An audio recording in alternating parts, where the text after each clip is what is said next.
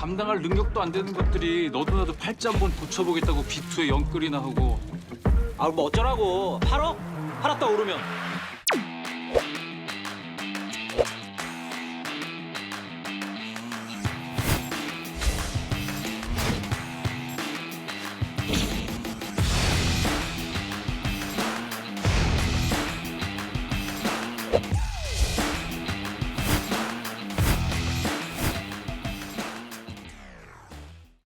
자, 주말 사이에요. 그 이재명 대통령의 SNS 계정 푸시 알림이 거의 몰아치는 수준이었어요. 왜냐하면 특히 그 부동산을 겨냥한 발언의 수위가 대폭 끌어올리게 된 겁니다. 제가 한번 보여드리면 이랬습니다. 부동산 정상화는 5,000p. 계곡 정비보다 훨씬 쉽고 중요한 일이다. 기회가 있을 때 잡으시길 이번이 마지막 기회일 거다라고 한 거고. 여기에 더해서 더 어렵지도 않고 훨씬 더 중요한 집값 안정은 무슨 수를 써서라도 성공시킬 것, 이 메시지가 온 겁니다.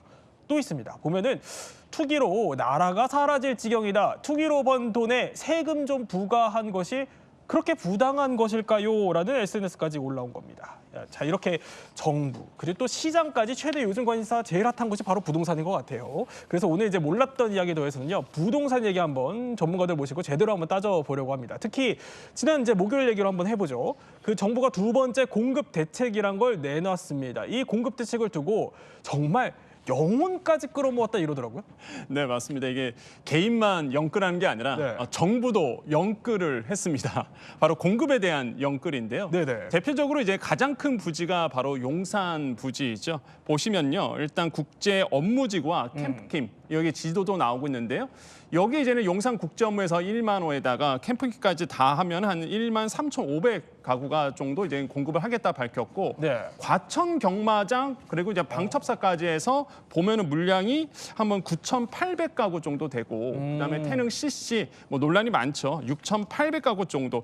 이외에도 뭐 광명 경찰서 550호, 네. 그다음에 하남 테니스장 부지 300호 정말 영끌을 해서 네. 공급을 하겠다라고 이제 정부가 밝힌 상태입니다. 거의 뭐 마른 수건을 쥐어짜는 수준이다 이런 얘기들도 나와요. 근데 거기에 더해서 오늘 그 서울 강남의 그 생활권에 한 18,000가구 규모의 공공주택을 이제 공급을 본격적으로 추진하겠다 이렇게 밝혔더라고요. 이것도 화제입니다. 영상을 한번 볼까요? 그린벨트로 묶여있던 서울 서초구의 노른자위 땅, 원지동입니다. 국토교통부가 공공주택지구로 지정 고시를 예고한 서리풀 1지구는 지난해 정부가 발표한 97 공급대책 핵심 지중 하나로 원지동, 신원동, 염곡동, 내곡동 일대를 포함합니다. 내곡동이겠죠. 내곡동 현종로 옆에 거기가 그 9차선, 8차선이고 일단 입지가 제일 좋아요. 정부는 이곳에 청년과 신혼부부 등을 위한 공공주택 중심의 공급 방안을 추진하겠다는 계획입니다. 자, 그래서 저희가 이제 제대로 한번 따져보려고 아주 어렵게 부동산 일타 두 분 모셨습니다. 김인환 소장님, 김학열 소장님, 어서 오십시오. 네. 안녕하세요. 자, 일단 간단하게 짚어볼게요. 이 공급 대책, 김인환 소장님부터 한 줄로 평가하면 어떻습니까? 저는 소문난 잔치 먹을 것 없다. 소문난 자체 먹을 것 없다. 네, 이게 작년 12월이었죠. 11월에 예. 국토부 교통부 장관께서 12월에 발표하겠다. 우리 97 공급 대책 후속 대책으로 기다려도 좋다. 우리 기대해도 네네. 좋다라고 했는데 이제 한 달이 더 늦어졌습니다. 거의 1월 마지막쯤에 예. 발표를 했는데 물론 용산이라든지 뭐 또 과천 같은 곳들은 또 관심을 충분히 가질 만한 곳입니다만 보도자료 내용이나 패턴을 보게 되면 좀 많이 보던 내용. 그래요. 아, 문재인 정부 시절에 유유부지 패턴 비슷하다라는 느낌이 있었기 때문에 많은 분들이 기대했던 것보다는 감흥이 좀 부족했던 것 같습니다. 뚜껑을 열어보니까 별게 없었다라고 느끼신 거예요. 근데 왜 네. 그런지는 이따 자세히 한번 분석을 해보기로 하고 우리 김학열 소장님은 어때요? 정책이 아닌 포스터, 대책이 아닌 발표였다. 이렇게 좀 정리하고 싶습니다. 정책이 아닌 포스터, 이건 무슨 얘기죠? 저희가 초등학교 때 네. 이렇게 포스터 글짓기 뭐 이런 것들 뭐 억지로 하는 것들이 있잖아요. 무슨 내용인지 모르겠지만 주제가 정해지면 일단 써야 되니까 발표는 해야 되니까 그렇게 발표한 느낌이 들어요. 그러니까 실제 이것들을 내가 할 수 있는지 네. 여부는 따지지 않고 발표를 해야 되니까 그냥 억지로 만든 것 같은 네네. 느낌이 드는 거죠. 자, 부동산 시장을 누구보다 잘 하시는 두 분은 이제 좀 박한 평가를 주신 거예요. 그러면 이제 이게 궁금한데 이제 공급 대책이 나왔으니까 바로 이제 부동산 시장 분위기가 어떨지가 궁금하거든요. 지금 실수요자들은 지금 부동산 시장 분위기는 어때요? 일단 긍정과 회의가 이제 이게 공존하고 있는 예. 섞여 있는 분위기인데요. 실제로 뭐 전혀 효과가 없다라고 볼 수는 없을 것 같습니다. 제가 오늘 만난 분 같은 경우는 네네.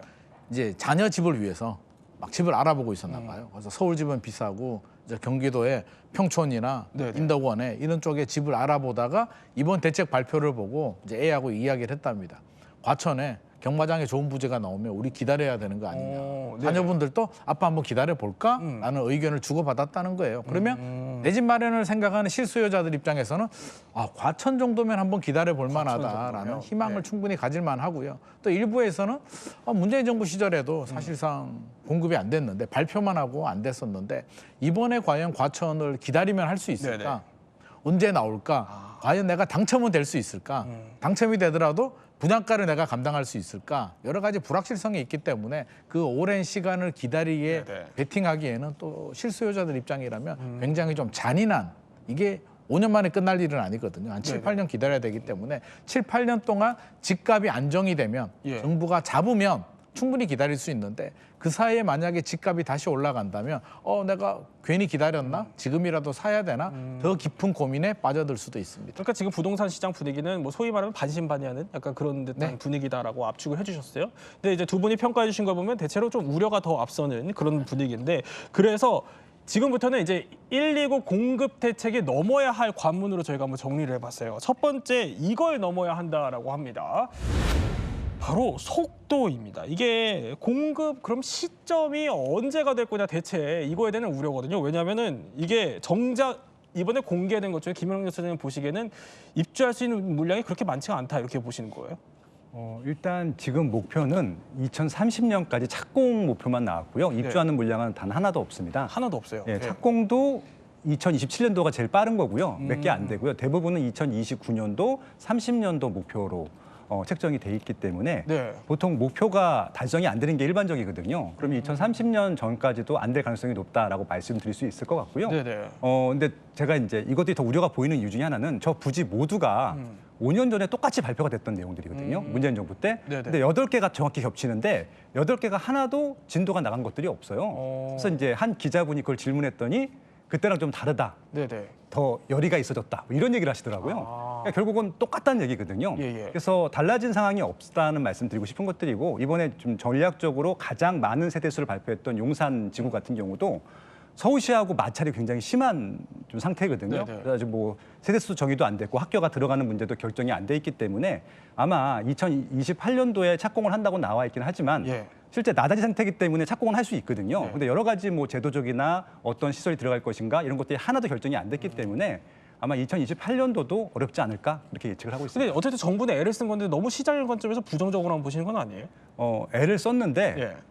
아까 말씀드린 대로 뭔가 저는 이 숫자가 중요한 게 아니라 6만 세대가 아니라 500세대라도 1000세대라도 지금 착공합니다. 네네. 이런 물량이 포함되어 있으면 제가 그 진실을 믿겠는데 네. 아까 영끌 말씀하셨는데 영혼이 없는 것 같아요.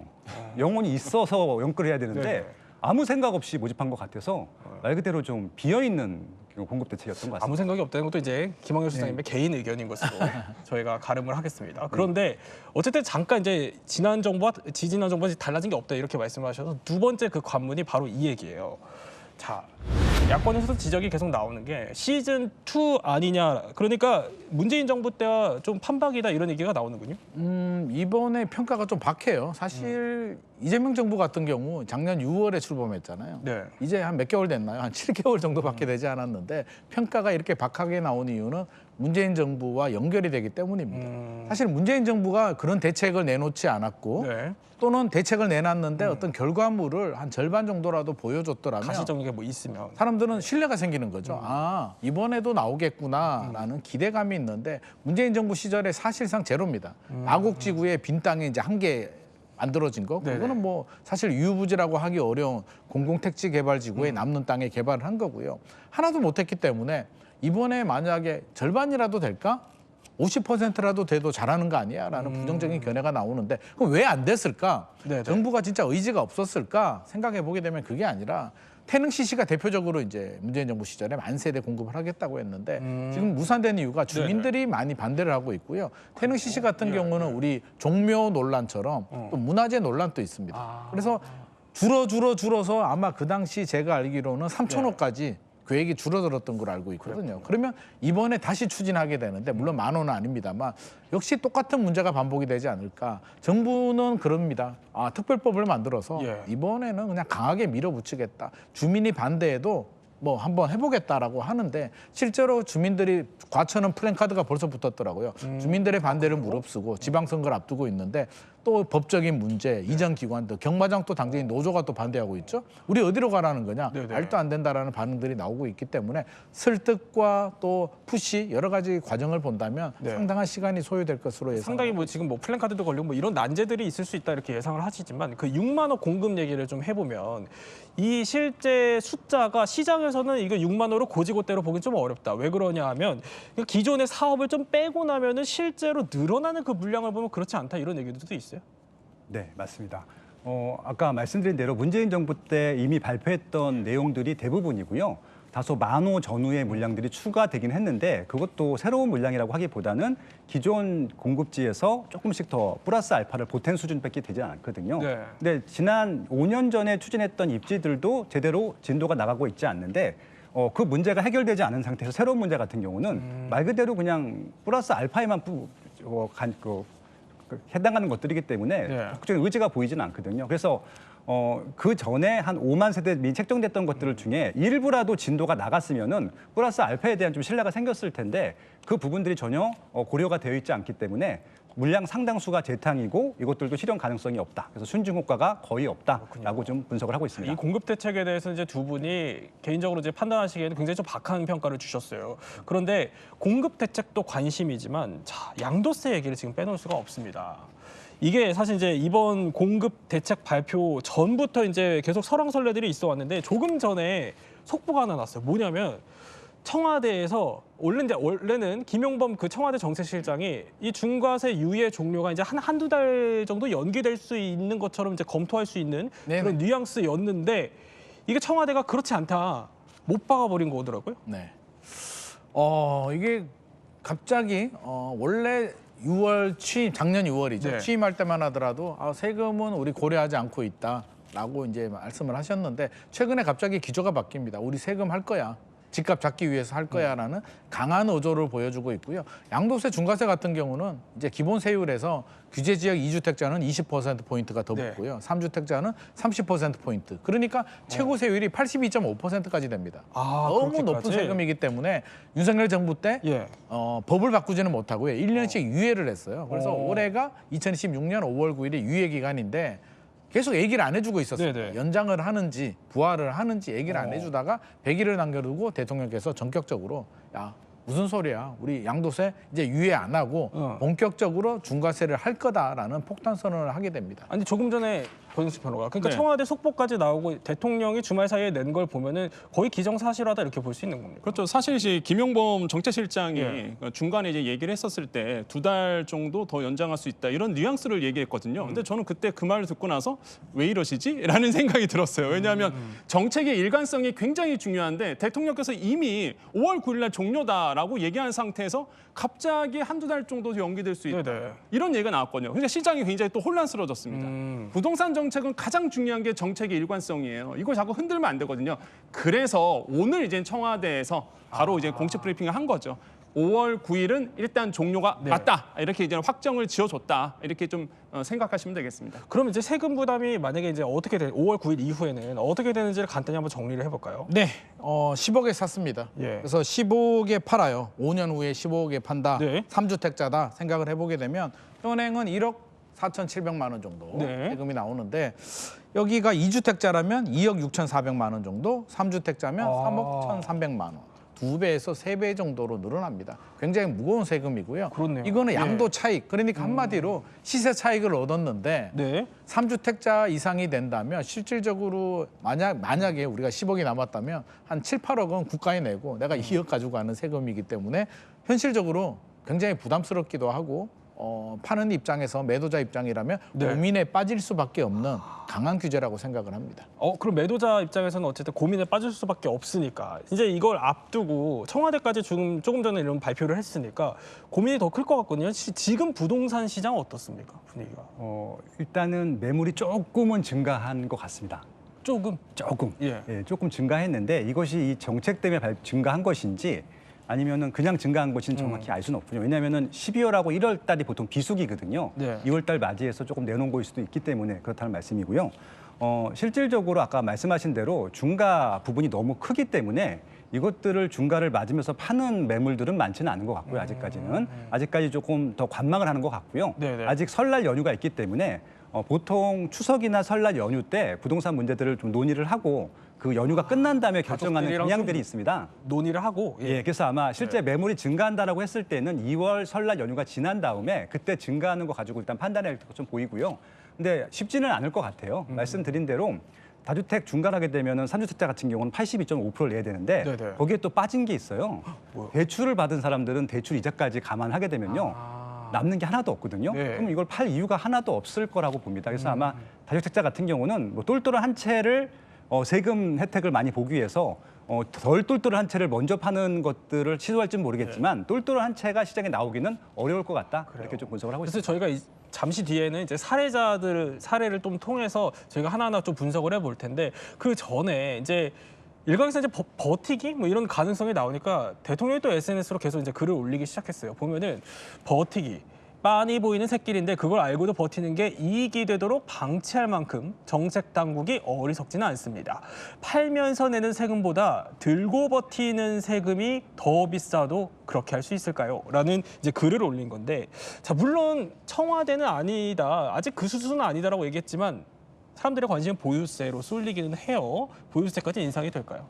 저는 되리라고 봅니다. 왜냐하면 우리가 학습 효과라는 게 있거든요. 지금 순서는 틀려졌습니다. 문재인 정부 시절은 처음부터 세금 규제가 나오고 네. 대출 규제가 나왔는데 이번에는 세금 규제가 늦게 나왔을 뿐이지 실제로는 세금 규제가 이제 곧 등장을 할 거고요. 대출 규제 이미 시행을 했고요. 토지거래가 구역이나 투기과열지구 지역 규제도 이미 했습니다. 그러면 남은 게 이제 세금 규제 중에서도 네. 중과세는 확정, 이번에 확정이 됐고요. 예. 보유세 하나 남았는데 과연 보유세를 안 올릴까? 집주인들이 보유세를 안 올리게 되면 양도세 중과세 때문에 매물 잠기면서 안 파는 사람들이 더 많아지기 때문에 네네. 결국 압박을 하려면 보유세가 올라갈 수밖에 없다. 이미 시장은 그렇게 생각을 하고 있고요. 네. 먼저 계산기를 두들겨 봅니다. 나는 문재인 정부 시절 정도로 올라가면 내가 버틸 수가 있을까 없을까를 이미 계산을 하고 있기 때문에 시장이 정부보다 벌써 한 발짝 더 앞서서 나간다라고 말씀드리고 싶습니다. 뭐 정부는 또 최후의 수단이라고 하니 한번 지켜보기로 하고요. 일단은 저희가 그러면 너무 이제 혼란스러우니까 이런 부동산 정책 속에서 실수요자 그리고 주택을 보유하고 계신 분들이 이제 고민이 커질 것 같아서 한번 준비를 해봤습니다. 사연으로 재구성해서 이 갈림길에서 어떤 선택을 하는 게 좋을지 한번 따져보기로 하죠. 일단 권혁중 평론가가 하나 사연을 준비해 주셨죠? 네, 그렇습니다. 이제 신혼 부부인데요. 네. 일단 청약통장 막차를 타야 될지 이 결혼 2년 차라고 합니다. 그래서 전세로 버티면서 공급 물량 나올 때 청약을 넣어야 될까? 아니면 지금 다른 집을 사야 될까? 이런 이제 고민을 하고 계시는 분이 계십니다. 어쨌든 지금 이제 공급 대책이 나온 게 이게 청년 신혼부부를 좀 주요 대상으로 내세웠으니까 신혼부부 입장에 좀 기대를 해볼 법하기도 하거든요. 그럼 이제 두 분께 여쭤볼게요. 김민만 소장은 어때요? 사야 돼요, 말아야 돼요? 저는 산답니다. 산다. 지금 산다? 저는 항상 저스트 드잇입니다. 필요한 분들이니까요. 그래요? 네. 왜 그렇죠? 청약을 기다리면 좋긴 합니다. 신축 아파트를 또 분양가 상한제가 적용이 되면 저렴하게 할 수 있는데 제 주변에 보니까 계속 기다리더라고요. 기다리다가 기회비용까지 잃어버리기 때문에 본인이 뭐 당첨 가능성이 높다. 자녀가 세 자녀다. 네네. 뭔가 가점 점수가 높다. 아니 납입 금액이 많다. 뭔가 유리한 점이 있다면 기다려도 그래요? 되는데 신혼부부라면 실제로 자녀가 한 명도 있을 가능성이 낮거든요. 네네. 그렇게 본다면 저는 당첨 가능성이 낮기 때문에 일단 좋은 매물이 나온다면 항상 저스트 드잇. 필요하면 네. 자금이 되고 필요하면 내 집 마련하는 거니까요. 이건 투기는 아니라고 봐야죠. 김학료 소장님 생각도 비슷하세요? 저도 같은데, 예. 그러니까 이게 좀 제일 힘든 게 뭐냐면은 데드라인이 정해지지 않은 것들, 언제 분양을 할지 모른다는 상태에서 기다리는 것은 너무 고통스러운 고문 같은 일이라고 생각하고 있고요.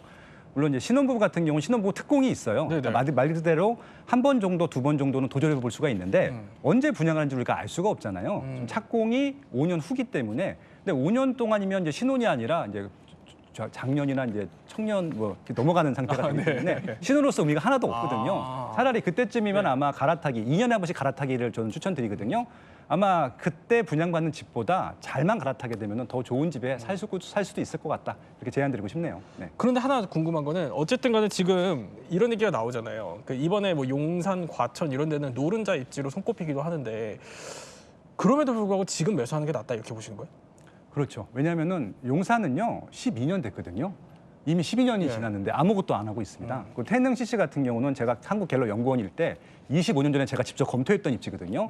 그 개발을 하기 위해서 25년이 지났는데 아무것도 착공을 하고 있지 않아요. 그러니까 이거는 아마 신혼이 아니라 평생 기다려도 아마 결과물을 볼 수 없을 것 같고요. 이 정책을 만드시는 분들이 돌아가실 때까지도 아마 안 될 수도 있다는 생각이 그 들고요. 너무 극단적으로 말씀하신 거. 너무 전문가의 또 개인 의견이신 걸로 네. 가름하겠습니다. 그런데 어쨌든 부동산이라는 거는 타이밍도 좀 중요한 것 같아요. 그렇죠? 그러면 이제 언제 좀 사야 되냐. 그러니까 지금 사야 된다고 말씀하셨지만 그 시기나 이런 것도 좀 고려를 해보면 어때요?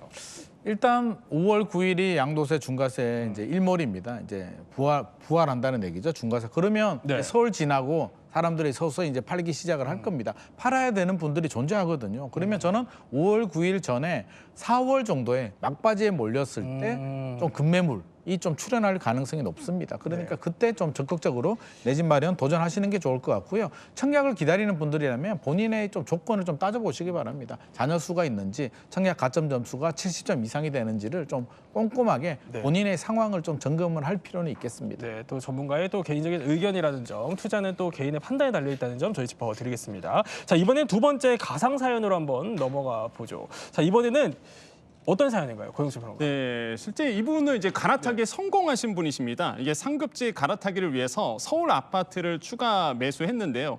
근데 기존 집이 팔리지가 않는 거예요. 그래서 일시적 2주택자가 됐습니다. 그럼 여기서 고민이 생깁니다. 기존 집을 헐값에 팔아서라도 강남 한 채를 지켜야 되나? 아니면 정책이 다시 완화될 때까지 월세를 놓으면서 버틸까? 이런 고민을 갖고 계십니다. 이건 어때요? 김민만 소장은 어떻습니까? 저는 일단 버틴다에 이제 던지고 있는데요. 네. 물론 부담스러우니까 팔면 좋은데 지금 분위기에서 내가 못 버텨서 급매로 던지는데 매수자들이 또 적극적으로 나서진 않습니다. 그렇게 바라본다면 얼마까지 떨어뜨려서 내가 정리를 해야 되는가. 양도세는 팔 때 세금이거든요. 그러면 네네. 똘똘한 한 채를 가지고 간다는 게 전제 조건이기 때문에 상대적으로 덜 똘똘한 한 채는 양도 차익도 크지 않다라고 본다면 급하게 팔기보다는 오히려 차분할 때 상황을 보면서 양도세 조금 내고 파는 게 오히려 더 유리한 전략일 수도 있다고 생각을 합니다. 김학년 소장님도 비슷하십니까? 그러니까 이게 좀 구체적인 더 정보가 있으면 좋겠는데 판단이 좀 애매하긴 합니다. 근데 왜냐하면 팔리지 않는 집이기 때문에 팔리지 않는 집이 가격을 아무리 낮춰도 팔 수 없는 집인지 아니면은 가격을 좀 깎아주기 싫어서 낮추기 싫어서 현재 시세로 팔려고 하는 것인지 이거에 대한 판단이 필요할 것 같은데요. 만약에 가격을 조금이라도 낮춰서 팔 수 있다고 하면 파는 게 맞을 것 같고요. 안 팔리는 집들은 방법이 없습니다. 이건 어차피 지금 토지거래 허가 구역이기 때문에 갭을 끼고 팔 수는 없거든요. 그래서 전세나 월세를 끼고 팔 수 없는 상태이기 때문에 이거는 김인만 소장님 말씀대로 가져갈 수밖에 없을 것 같고요. 근데 지금 저도 답답한 게 5월 9일까지 이런 물건들이 굉장히 많거든요. 네네. 똘똘한 것들은 바로 팔 수 있어요. 조금만 가격만 조정해줘도. 근데 대부분 지금 다주택자들이 갖고 있는 물건들은 안 팔리는 물건이거든요. 가격을 낮춰도 안 팔리는 물건을 5월 9일까지 어떻게 팔아야 되는지 대통령님께서 좀 알려주셨으면 좋겠습니다. 네. 세 번째 한번 사연 한번 넘어보죠. 세 번째 가상 사연 한번 짚어볼게요. 이번에도 또 권혁수 평론가님 준비해 주셨죠? 네, 그렇습니다. 이분은 이제는 서울과 지방에 이제는 아파트를 갖고 계신 분이세요. 서울에 한 채, 지방에 두 채 보유한 이제 다주택자 분이신데요. 지방 아파트를 팔고 내놓으려고 했는데 이게 사람이 없는 거죠. 살려는 사람이. 그러다 보니까 애가 타는 상황입니다. 그래서 고민이 세금 폭탄을 피하기 위해서 손해를 보고라도 급매물로 팔까 아니면 그냥 버틸까 이런 고민을 갖고 있습니다. 이건 한번 짧게 여쭤볼게요. 김인만 소장 어때요? 저는 버틴다입니다. 지방 아파트가 얼마인지는 모르겠으나 그걸 정리한다고 해서 서울 집을 팔 때 양도세 부담이 되는 거지 단순히 지방 집이 있다고 해서 무조건 세금이 많이 나오는 건 아니기 때문에 팔 수 있으면 팔되 이게 잘 안 팔리는 물건이라고 저는 판단을 했기 때문에 급하게 팔 필요는 없다는 말씀 드리고 싶습니다. 김학년 소장님은요? 저는 지방 부동산 중에 똘똘하지 않은 것들은 바로 파는 게 맞을 것 같고요. 왜냐하면은 서울의 똘똘한 채에 분명히 부담을 주거든요. 보유세의 부담도 주고 나중에 양도세도 부담을 주기 때문에 그리고 내가 원하는 때 팔 수 있는 것들이 아니거든요. 가격과 상관없이 똘똘한 한 채에 세제 혜택을 받을 수 있도록 깔끔하게 정리하는 게 맞다고 생각합니다. 네. 또 다른 사연, 가상 사연 한번 준비해봤습니다. 이번에는 세금 관련된 사연인데 권영주 평론가님 소개해 주시죠. 네, 이분이 이제 은퇴하셨습니다. 네. 은퇴 후에 임대 수익을 위해서 아파트 2채를 보유한 다주택자 분이신데요. 오, 예. 이 보유세 부담은 늘고 양도세 중과 유예 끝난다고 하니까 결단이 필요한 상황이겠죠. 지금 팔아야 되나? 아니면 그냥 버티다가 자녀에게 증여를 할까? 이런 고민을 지금 갖고 계십니다. 이런 고민을 갖고 계신 분들도 꽤 많을 것 같다는 생각이 드네요. 소장님 어떠세요? 상당히 많은데요. 저는 증여할 것 같습니다. 증여입니다. 왜냐하면 증여 최고 세율은 50%고요. 양도세 3주택자 중과세는 82.5%입니다. 증여 취득세를 네네. 고려하더라도 그리고 또 사냥한 자녀한테 예. 어디에 베팅을 하냐면 10년 후에 서울집이 올라갈까 생각해보면 올라가는데 다들 베팅을 하고 있기 때문에 10년 후에 자녀한테 주느니 올라가기 전에 지금 증여하는 게 더 유리한 전략이다. 대부분의 분들이 아마 이런 전략을 할 것 같습니다. 김학용 선생님 동의하세요? 저도 이게 시세가 10년 후에 많이 올라갈 집이라고 하면은 당연히 지금 증여하는 게 맞을 것 같고요. 김 선생님 말씀대로 저렴할 때 증여하는 게 가장 좋은 절세 방법이라고 생각합니다. 네. 또 이렇게 저희가 한번 사례를 통해서 한번 따져봤어요. 워낙 이제 고민들이 많으실 것 같아서 물론 이제 전문가의 개인 의견이고 최종 결정은 신중히 하셔야겠지만 이제 대통령이 이런 말을 했잖아요. 이제 부동산 정상화가 코스피 5천보다 쉽다라면서 강한 자신감을 보였으니 집값이 이번엔 잡힐까요?